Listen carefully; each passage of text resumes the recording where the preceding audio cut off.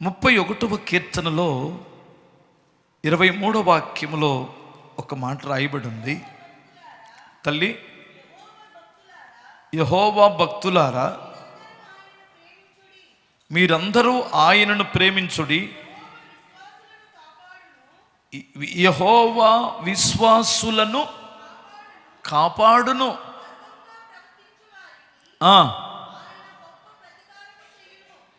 ఎవరిని కాపాడుతాడు ప్రభు? విశ్వాసులని. ఇప్పుడు మనం ఎవరు? విశ్వాసులమా పిశాచులమా? చెప్పండి మీరు. విశ్వాసులమే కదా. విశ్వసించినటువంటి వాడు సర్వశక్తి గల దేవుని యందు విశ్వసించినప్పుడు ఆ విశ్వాసులను దేవుడు కాపాడుకుంటాడట. హల్లెలూయా. ఇది ఖచ్చితం. విశ్వాసులను దేవుడు కాపాడుతాడు. నువ్వు నమ్మిన ఎడల దేవుని మహిమను చూస్తావన్నాడు. ఒకవేళ ఆపద రావచ్చు, కానీ నమ్మకము కలిగిన వారిని దేవుడు ఖచ్చితంగా కాపాడుతాడు అంటుంది బైబిల్. మనలో విశ్వాసం అనేటువంటిది సన్నగిల్లకుండా చూసుకోవాలి. విశ్వాసములో బలహీనులు అవ్వకూడదు. మీరు 1 జ్ఞాపకం చేస్తే, విశ్వాసులను దేవుడు కాపాడును, ఆయన నమ్మిన వారిని ఎప్పుడు సిగ్గుపరచడనడానికి ఒక నిదర్శనం.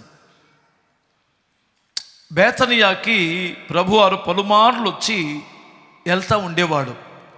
బేతనియాలో ప్రభువుని ఎరిగిన ఒక కుటుంబం ఉంది. లాజరు, మరియా, మార్తల యొక్క కుటుంబం. ఆ ఇంటికి వస్తూ పోతున్న క్రమంలో ఆయన ఆ ప్రాంతానికి వచ్చినప్పుడల్లా వారు మంచి భోజనం పెడతారు ప్రభువుకి. లేదు, అక్కడే బస చేస్తాడు ప్రభు. ఒక రోజున వారి సహోదరుడైనటువంటి లాజరు గారికి అనారోగ్యం వచ్చింది.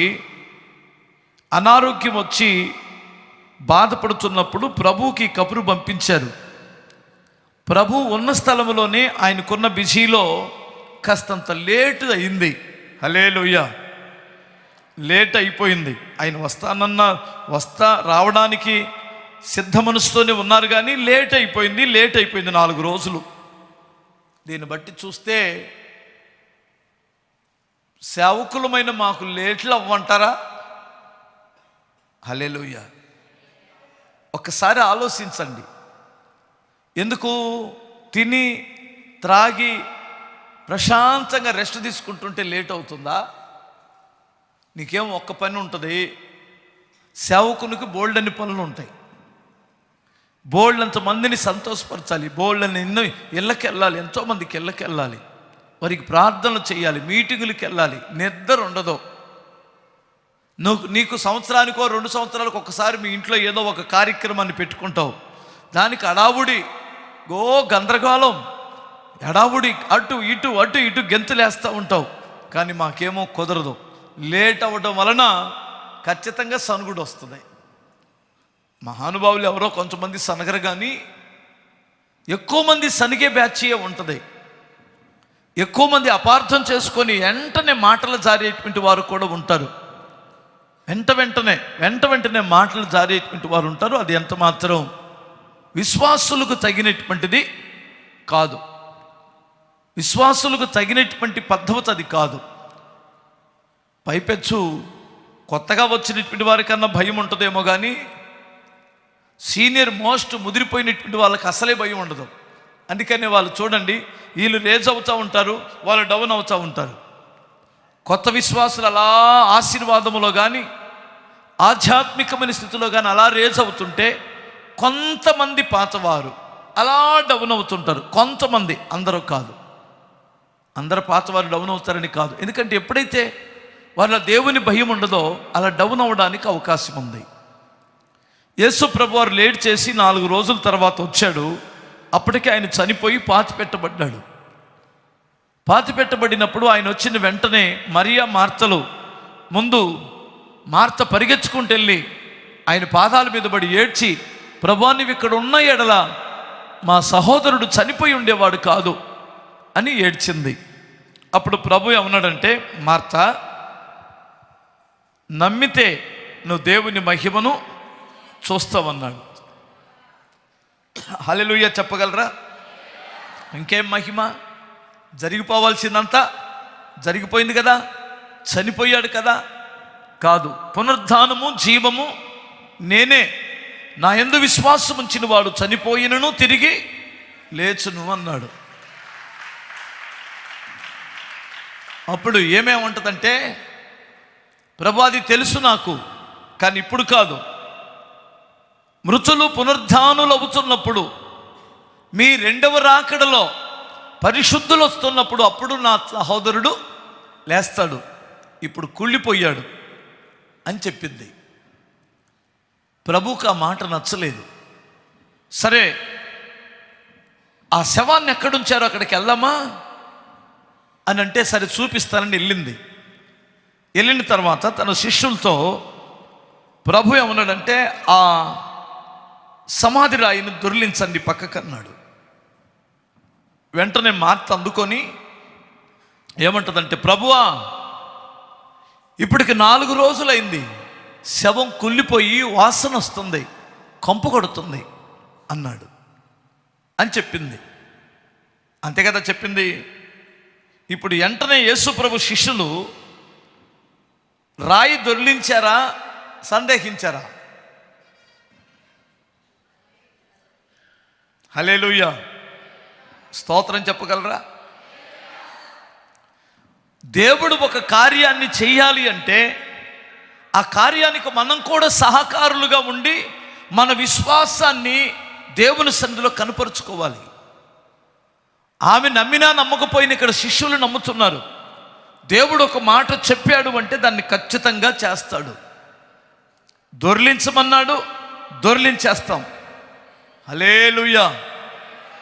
సృష్టి యావత్తును తన మహత్తరమైన మాట చొప్పున సృజించిన దేవుడు మృతతుల్యమైన శరీరాలకు శక్తిని ఇవ్వలేడా? ఇస్తాడు. మృతతుల్యమైన శరీరాలకు శక్తిని ఇస్తాడు. కుళ్ళిపోయిన దానికి శవాన్ని ఆయన బ్రతికించుటకు అసమర్థుడే అని వెంటనే రాయి దొర్లించాడట. అది గొప్ప విషయం. వాళ్ళందరూ దొర్లించేశారు. ఇప్పుడు మా శిష్యులు ఉన్నారు. హల్లెలూయా. ఎరా, మీరు అలాగే ఉంటారా? ఓ పని చేయమంటే, అన్నా ఇదంతా ఎక్కడొస్తారన్నా, ఇదంతా నింద్రో. మా వెంకటేష్ గారు ఉన్నాడు, ఏడాడు ఈ మధ్య కనపట్ల, పొద్దునొచ్చిపోయాడేమో. హల్లెలూయా. సాయంత్రం కూడా పిల్లలు ఉన్నారా?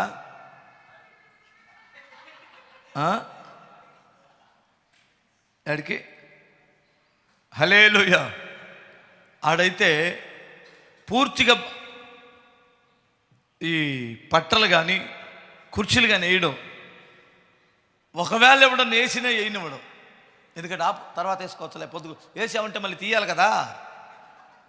వేసి నేను తీసుకునేది ఎవడో మనమే కదా. గ్రౌండ్లోకి ఎన్ని తోలండరా బాబు అంటే, తోలిని వెళ్ళి మళ్ళీ తోలుకోవాలిగా, నువ్వు ఆగు అంటే ఇప్పుడు ఆలోచించడాడు, నెక్స్ట్ చేసే పని కూడా ఆలోచిస్తాడు. ఆశ్చర్యం. అంటే దయచేసి గమనించాలి, అవిశ్వాసం వలన దేవుడు కొన్ని కార్యాలు చేయలేడు.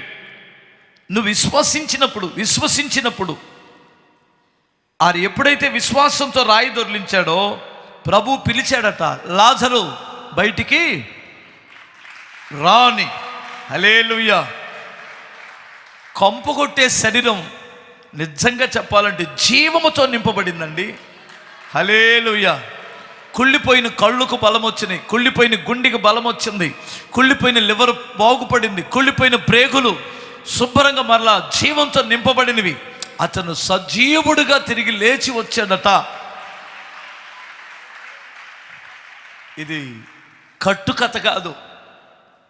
అనగనగనగనగనగ ఒక ఊర్లో అని చెప్పబడిన మాట కాదు. నేను అక్కడికి ఆ లాజరు ఇంటికి, ఆ లాజరు సమాధిలోనికి 4 మార్లు వెళ్ళొచ్చాను. స్తోత్రం చెప్పాలి. వాళ్ళ ఇల్లుంది, వాళ్ళకు ఒలివ ఫ్యాక్టరీ ఉంది. ఆ ఇంట్లో, ఆ ఇంటికి దగ్గరలో వాళ్ళు తొలిపించుకున్న రాతి సమాధి ఉంది.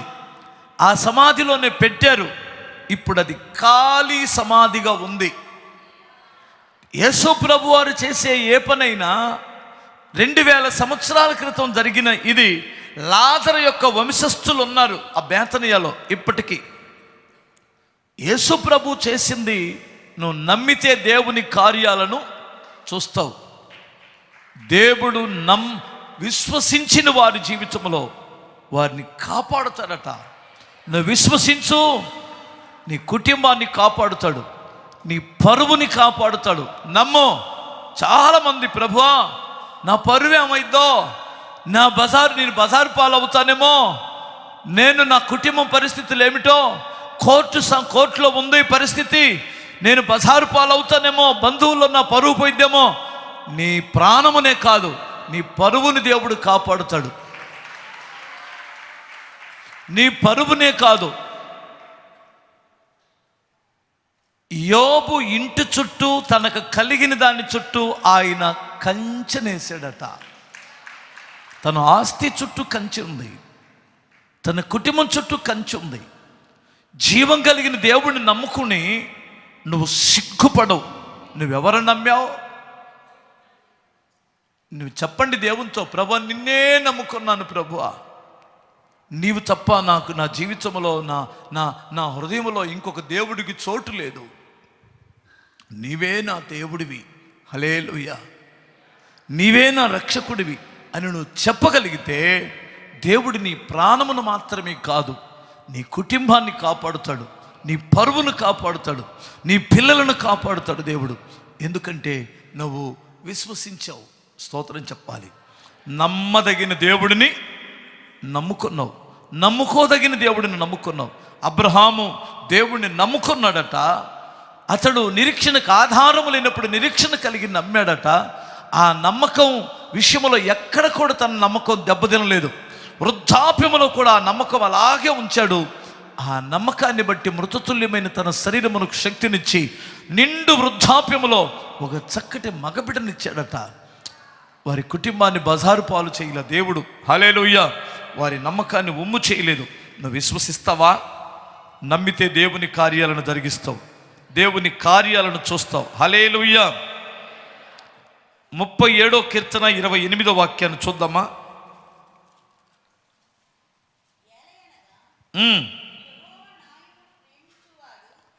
యెహోవా ఏం ప్రేమిస్తాడు? న్యాయమును ప్రేమించువాడు. ఆయన తన భక్తులను విడవడు, వారి ఎన్నటికీ కాపాడబడుదురు గాని భక్తిహీనుల సంతానము నిర్మూలమగును. వినాలి. ఎవరిని? యెహోవా న్యాయమును ప్రేమించువాడు. ఆయన సృష్టికర్తను ప్రేమించే లేదు, సృష్టికర్త ఎడల భయభక్తులు కలిగిన వారిని ఎన్నటికీ కాపాడును. చప్పట్లు కొట్టాలి. నువ్వెవరు భక్తుడివి? సృష్టికర్త భక్తుడివే కదా, జీవం గల దేవుని భక్తుడివే కదా. ఎన్నటికీ విడిచిపెట్టడు. నువ్వు భక్తిహీనుడు అయితే నిర్మూలం అవుతావేమో కానీ నువ్వు భక్తిలో ఉన్నంతకాలం దేవుడు నిన్ను ఏనాటికి విడిచిపెట్టరు. నువ్వు ఇప్పుడు ఛార్జీలు లెక్కేస్తున్నావు. బండి ఆయిల్ ఎంత అయింది చర్చికి రావడానికి? పోయిన వారం వెళ్ళాను, ఈ వారం వెళ్ళాను. అరే, ఏనాడైనా తాగుబోతోడు లెక్కేసుకున్నాడంటాయా? తాగుబోతోడు బార్ షాపులో ఎంత బిల్లు అవుతుందో ఎప్పుడైనా లెక్కేసుకుంటాడా? ఏనండి, ఒకసారి ఏనండి, బార్ షాపులో నాకు ఈ వారం ఇంత బిల్లు అయింది, నెలకి ఇంత బిల్లు అయింది, సంవత్సరానికి ఇంత బిల్లు అయింది అని ఎవడైనా లెక్కేసుకున్నాడా? ఎంత ధారాళమైన మనసు వచ్చిందో. నువ్వు కూడా తాగు మావా, నేను ఇస్తా, నువ్వు తాగు అని జోబులో చేయబెట్టే ధారాళమైన మనసు తాగుబోతోడుకుందే లేదా? ఆడొక్కడే తాగితే పర్వాలా, తన ఫ్రెండ్స్కి కూడా పోపిస్తాడు. చాలామంది భార్యలు అక్కడే ఏడుస్తున్నారు, వాడు తాగి చెప్తే బాగుండు అన్నయ్య, ఆయన అంటే ఎంతమంది ఉంటే అంతమందికి పోపిస్తాడు అన్నయ్య. ముందు వాడికి కానీ కొంచెం వేపిచ్చారంటే ఎవడైనా ఇక ఎంత ఉంటే అంత తీస్తాడు బయటికి. అర్థమవుతుందా? అతని యొక్క బలహీనత ఏమిటంటే అతను కొంచెం కిక్కెక్కాలి. కిక్కెక్కితే ఇంక పొరపాటున ఎంత ఉంటే అంత తీసి అందరికి పోపిస్తాడు. తెలుసబ్బాయి మీకు అలాంటి వాళ్ళు? హల్లెలూయా చెప్పగలరా? ఆ జాబితాలో ఎవరు లేరు కదా? బిగ్గరగా స్తుతి చెప్పండి ఒకసారి. ఆడు లెక్కలు వేయటం లేదు. మనోళ్ళు చర్చికి వస్తే బోల్డ్ని లెక్కలు. పోయిన వారం అందరం వెళ్ళాంగా, మళ్ళీ వారం కూడా వెళ్ళాలా? ఆటోకి ఎంత ఛార్జీ? తలా 10 రూపాయలు కానుక. 10 రూపాయల కంటే ఎక్కువే. నేను 25 సంవత్సరాలను చూస్తున్నా, కొంతమంది 10 రూపాయల కంటే ఎక్కువ పెంచట్లేదమ్మా. ఎక్కడ ధర్నాలు చేయం మేము? రేట్లు పెంచమని ఏ రోడ్డు ఎక్కగలం? చెబితే తండ్రికి చెప్పుకోవడమే. కానీ 10 రూపాయల నోట్లు లెక్కేసుకోలేక చస్తున్నాం. మళ్ళీ అందులో కొన్ని చినిగిపోయినాయి బీడీలు. చినిగిపోయిన నోట్లన్నీ అందులోనే వేస్తున్నారు మా వాళ్ళు. ఎన్ని దాచిపెట్టారమ్మా చినిగిపోయిన నోట్లు? అయ్యి బాబోయ్, ఎవరికి చెప్పగలం? అంటే అడుక్కునేవాడి కంటే హీనంగా వాళ్ళ దృష్టిలో. ఎందుకంటే లెక్కల మాస్టర్లు ఇల్లు. స్తోత్రం చెప్తారా? హల్లెలూయా. పిల్లలకి ఎంత ఇస్తున్నారు కొనుక్కోవడానికి? పిల్లలకి ఎంత ఇస్తున్నారు? 10 రూపాయల కంటే తక్కువ ఇస్తే ఎందుకన్నా పనికొస్తుందా వాడికి? ఏమండి, పిల్లలకి అడుక్కునేవాడికి ఎంత ఇస్తారు? చాలామంది జీవితంలో నేను చూస్తున్నానండి. ఎన్ని సంవత్సరాల నుంచి ఆ 10 రూపాయలది కాపు గొట్టాల ప్యాకెట్ ఆయన దగ్గర మార్చుకొని వచ్చాడు. ఏడైతే మా వాళ్ళు అడుగుతున్నారని ఆడికెళ్ళి ఆడ సిల్లర్ తీసుకొని మార్చుకుంటున్నారు. వీళ్ళ జీవితంలో ఎప్పుడు వీళ్ళు ఆధ్యాత్మికంగా బలపడతారో తెలియదు, ఎప్పుడు వీళ్ళ మైండ్ సెట్ మారిద్దో తెలియదు. హల్లెలూయా, స్తోత్రం చెప్పగలరా? నేను నా చేతిలో డబ్బులుంటే మీరు ఏమన్నా అనుకోండి, నేను చెప్పకూడదో చెప్తే ఇప్పుడు చల్లదుగా, నేను పాస్టర్ గారినిగా. అర్థమవుతుందా? నా జోబులో ఉన్న నోటుల్లో పెద్ద నోటు తప్ప దానికంటే చిన్నదాన్ని వేయటానికి నాకు మనసు రాదు. అంతే. లేనప్పుడు రూపాయి కూడా వేసా. లేనప్పుడు నేను రూపాయి కూడా వేసాను. నా దేవుడు నేను ఎప్పుడైతే గణపరిచానో నా దేవుడు నన్ను గణపరచడం మొదలెట్టాడు. స్తోత్రం చెప్పాలి. హల్లెలూయా. ఇది నిజమండి. సరే, లెక్కలు అయితే బైబిల్ చెబుతుంది, భక్తి కలిగిన వారిని దేవుడు ఎన్నటెన్నటికీ విడవడట. స్తోత్రం చెప్పాలి. మీకు ఒక మాట చెబుతాను వినండి. భక్తులకి ఆపదలు వస్తాయి, కానీ విడవనంటున్నాడు దేవుడు.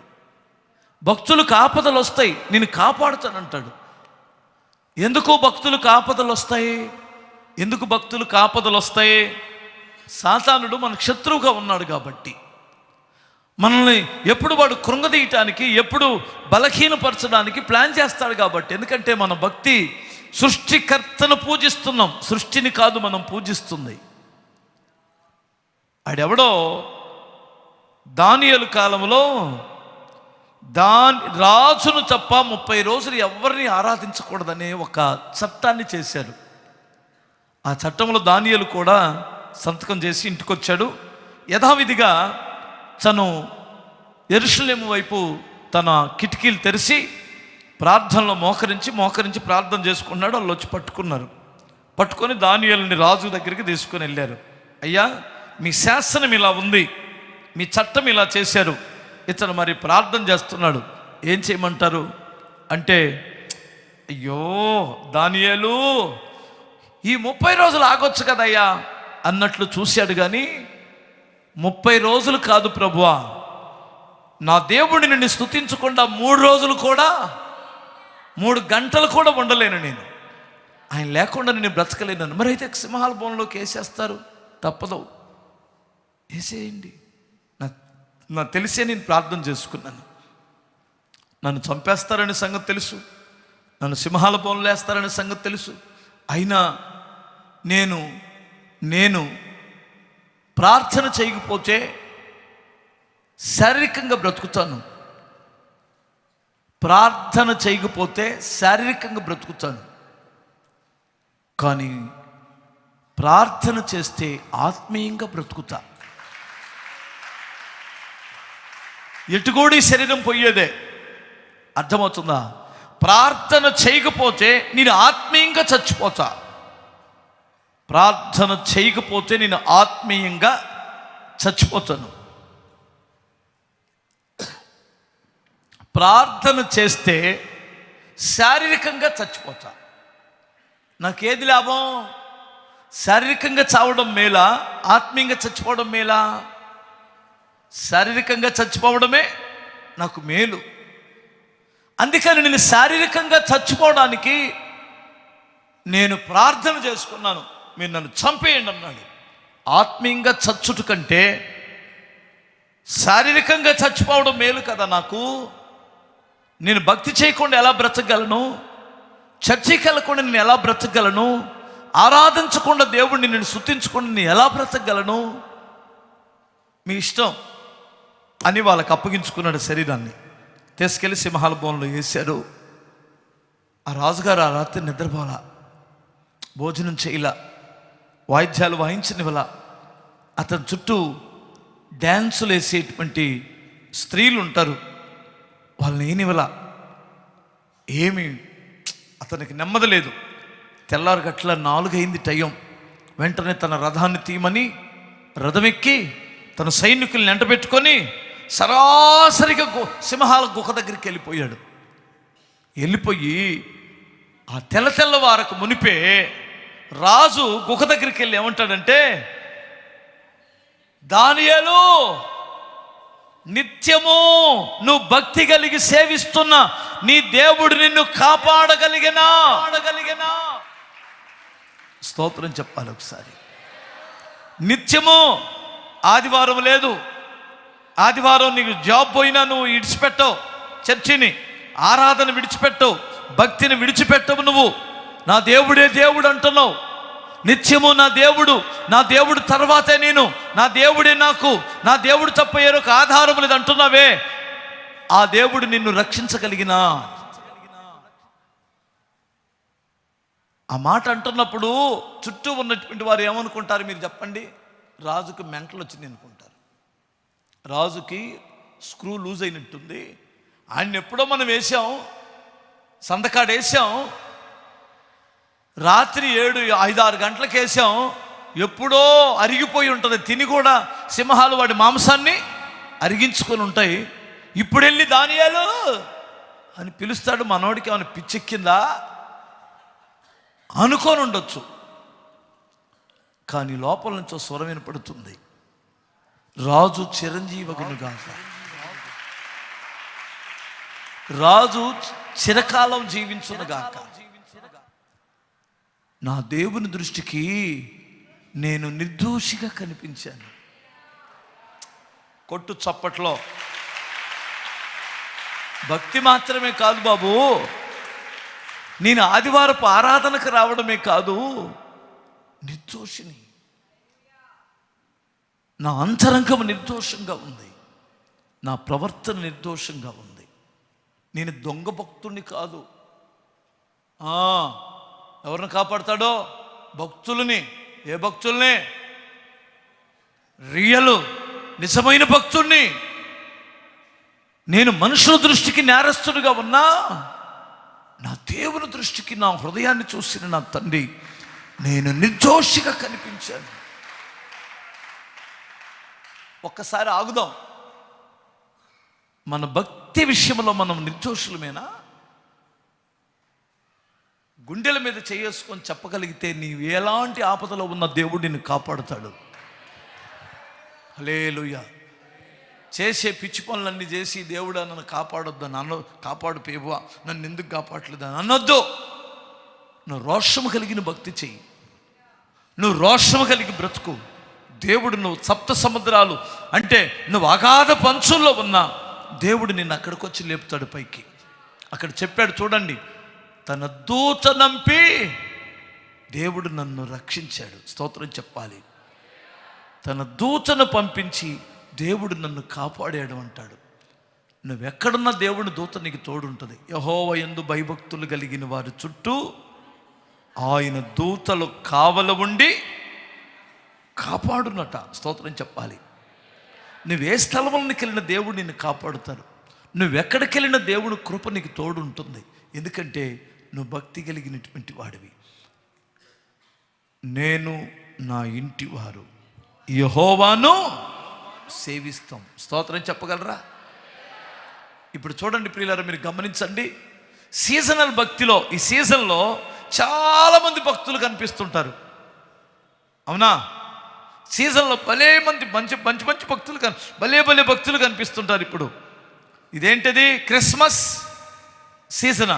Happy Christmas, merry Christmas. రోడ్ల మీద తిరిగేవాడు, తాగేవాడు, పడిపోయేవాడు, బూతులు మాట్లాడేటువంటి వాళ్ళందరూ ఇప్పుడు భక్తిలోకి దిగుతారు ఈ 4 రోజులు.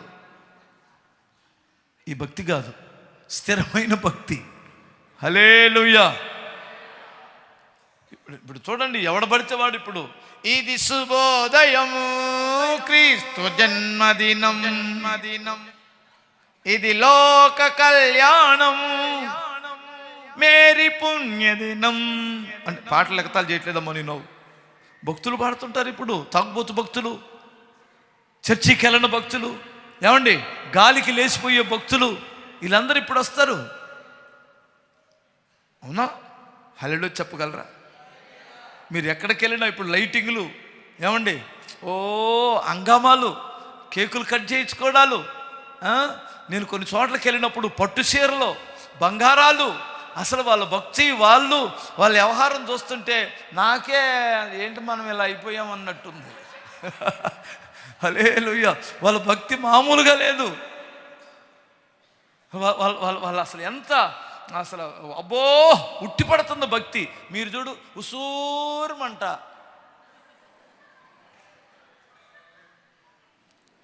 హల్లెలూయా. స్తోత్రం చెప్పగలరు ఒకసారి? మీరు పట్టు చీరలు ఇప్పుడు తీరులే, పెళ్ళిళ్ళకి తెస్తారు. ఫంక్షన్కి వెళ్ళేటప్పుడు చూడాలి. అసలు మన చర్చికి వచ్చే సిస్టరేనామా అనిపించింది. ఎక్కడెక్కడే పెట్టిద్దో పిచ్చి బొచ్చి మొత్తం చెవులకు బొవులకు అన్నీ పెట్టుకొని అక్కడికైతే వెళ్ళిద్ది. కానీ ఇక్కడికి మాత్రం అమాయకంగా పాత చీర కట్టుకొని అమాయకుల్లాగా వచ్చి అమ్మా స్నానం కూడా చేయకుండా, దేవుడికి స్నానం దేవుందిలే. హల్లెలూయా. అది ఎంత అమాయకంగా ముడతలు పడిన చీర కట్టుకొని 150 రూపాయల చీర ఇక్కడికి. నేను అనేది ఏమిటంటే, మరీ అంత ఎంత దీనాతి దీనము ఓ యేసయ్యా, ఈ భక్తి ఎంత దీనమో, తలుసుకుంటే గుండెలని తలుసుకుంటే కడుపు మండుచున్నది. కొందరు చూసి ఏషియాలు చూసి మరి అలాంటి ఏషియాలు మనం వేయకూడదు. స్తోత్రం చెప్పగలరు ఒకసారి? భక్తులను దేవుడు ఏం చేస్తాడు? కాపాడుతాడట. స్తోత్రం చెప్పాలి. దానియేలును కాపాడాడా, విడిచిపెట్టేశాడా? కాపాడాడు. హల్లెలూయా. చూడండి 145వ కీర్తన 20వ వాక్యం.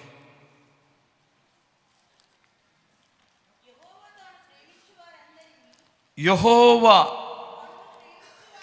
తన్ను ప్రేమించు వారినందరినీ కాపాడును. కొట్టు, చప్పట్లు కొట్టు. దేవుడు మనల్ని ప్రేమించిన మాట వాస్తవం. దేవుడు తన కుమారుడిని మనల్ని ప్రేమించి తన కుమారుడిని బలిగా అర్పించారు. కానీ ఇక్కడ బైబిల్ ఏం చెబుతుందంటే, యెహోవా తన్ను ప్రేమించు వారిని ఆయన కాపాడును. ఎవరిని? లోకాన్ని ప్రేమించిన వారినా, దేవుణ్ణి ప్రేమించిన వారినా? లోకము దాని ఆశలు గతించిపోతాయి. మనం దేవుణ్ణి ప్రేమిస్తున్నాం. దేవుణ్ణి ప్రేమించేటువంటి వాడు దేవుని వాక్యాన్ని ప్రేమిస్తాడు.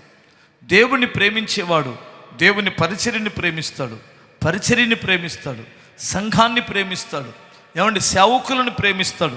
ఇవన్నీ దేవుణ్ణి ప్రేమించడానికి ఒక నిదర్శనం. హల్లెలూయా. దేవుని సహవాసాన్ని ప్రేమిస్తాడు, దేవుణ్ణి ప్రేమిస్తున్నాడు. నన్ను ప్రేమించే వారిని నేను ఆస్తికర్తలుగా చేస్తానంటాడు. తన్ను ప్రేమించు వారికి సమస్తమును మేలు కలుగుటకు సమస్తమును సమకూడి జరిగిస్తాడట. యేసయ్యను ప్రేమించేటువంటి వారు ఒకసారి అల్లు చెప్పండి. దేవుడు మిమ్మల్ని ప్రేమిస్తున్నాడు. దేవుణ్ణి ప్రేమిస్తున్నావా? ప్రభువా, నువ్వు లేకుండా నేను బ్రతకలేను ప్రభువా అని చెప్పగలవా? చాలామంది బంగారం, నువ్వు లేకపోతే నేను బ్రతకలేను బంగారం. కుక్క కన్నా నువ్వు నాకు ఫోన్ చేయమాకరా, అలా అనబాకు బంగారం, నేను చచ్చిపోతాను బంగారం. చచ్చిపోరా కుక్క, నాకు ఫోన్ గిరి చేయమాకు, అలా అనమాకు బంగారం. అయిపోయాను బంగారం, నీ దాసుని, నీ బాంచన్, నీ కాలు ముక్త, నిడిచిపెట్టద్దు బంగారం. వీడు ఎవడికి బానిసయ్యాడు? బాలాజీ ఆడు తలదించుకుంటున్నాడు. ఆడికి అలాంటివి లేవులే, ఉన్నాయా? ఎవడికి తెలుసు? నువ్వు స్కూల్ మాస్టర్ కదా. హల్లెలూయా. దేవుని దయ వలన తప్పించబడ్డాడు. ఉండలేడంట పిల్లగాడు ఆమె లేకపోతే. ప్రేమిస్తున్నాడు కదా. ఒక్కొక్క పిల్ల అమ్మోళ్ళ దగ్గర ఉండలేదంట. నేను ఉండలేనురా, నన్ను తీసుకెళ్ళిపోరా, నేను ఇళ్ళ దగ్గర ఈ టార్చర్గా భరించలేనురా. ఎవరు టార్చరు? అమ్మా నాన్న టార్చర్ అంట ఈ పిల్లకే. ఆడు పూల్లో పెట్టి పూజిస్తాడు ఈ గొడ్డు ముఖాన్ని. ఏమనుకోమాకండి, స్తోత్రం చెప్పగలరా? ఈ గొడ్డుది, ఈ గొడ్డుదంటే ఎందుకన్నానంటే పశువు కదా, పశువుకి ఏం తెలియదు కదా. నేను ఉండలేకపోతున్నాను రా, నేను మా అమ్మ వాళ్ళ దగ్గర తీసుకెళ్ళిపోరా.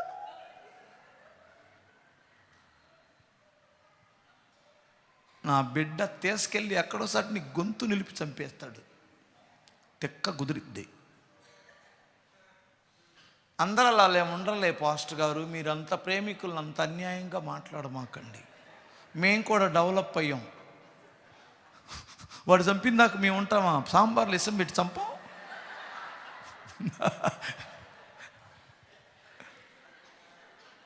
అడెవడో చోకు.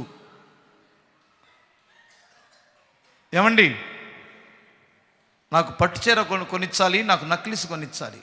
నక్లీసు పట్టుచీర లేదు. సరేలే, కొనిచ్చిపోయావు. ఇటు రండి, సెల్ఫీ అన్న దిగుదాం. అర్థమైందా మీకు? వంతెన మీద నిలబడి సరే రండి, సరే కొనిచ్చిపోయా సెల్ఫీ అన్న దిగుదాం అంటే ఈ వెంటనే గ్రహించేసి సరే కొనిస్తాను అంటాడు. మీకు అర్థమైందా? అంటే ఇది జోక్ అయినా ఎంత నిజం ఉందో.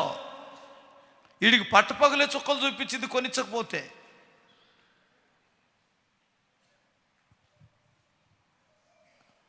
ఏమ్మా ఉండలేకపోతున్నారు ఇళ్ళల్లో?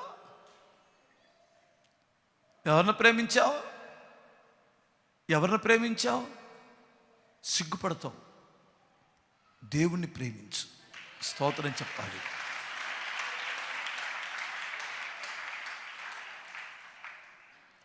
మగపిల్లలకు ఒక మాట చెబుతున్నాను. వీళ్ళే ఈ మధ్యకాలంలో అడెవడో పెట్టాడు చూసా.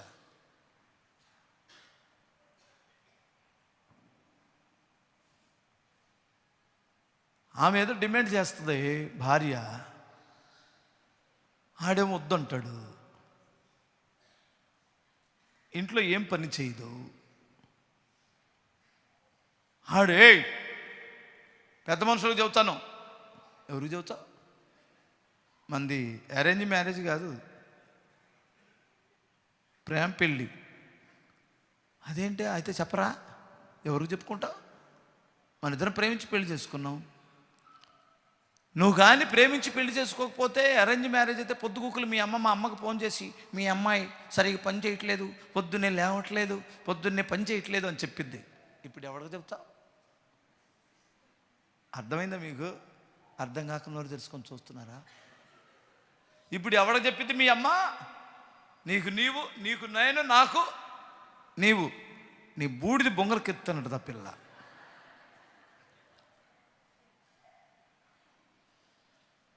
ప్రియులారా, మీరు గమనించాలి, ఎవరిని ప్రేమిస్తున్నావు? దేవుణ్ణి ప్రేమించిన వారు సిగ్గుపడతారా? దేవుణ్ణి ప్రేమించినటువంటి వారు ఎప్పుడైనా అన్యాయం అయ్యారా? దేవుణ్ణి ప్రేమించినటువంటి వారు ఎడవబడ్డారా? దేవుణ్ణి ప్రేమించినటువంటి వారు సిగ్గుపడతారా? మనుషులను ప్రేమించి సిగ్గుపడ్డాం, మనుషులను నమ్ముకొని చాలా ఇబ్బందులు పాలయ్యాం. సృష్టికర్తని దేవుణ్ణి ప్రేమిస్తే ప్రభు అంటాడు, నేను వారిని ప్రతి క్షణం కాపాడుతానంటాడు. వారిని నేను ఆస్తికర్తలుగా చేస్తాను, వారు చేసే పనులన్నీ సఫలపరుస్తాను నేను. ఎందుకంటే వారు ఎవరిని ప్రేమిస్తారు? నన్ను ప్రేమిస్తారు. నన్ను ప్రేమించి వారు నేనున్న రాజ్యంలో వారు ఉంటారు. హల్లెలూయా చెప్పండి ఒకసారి.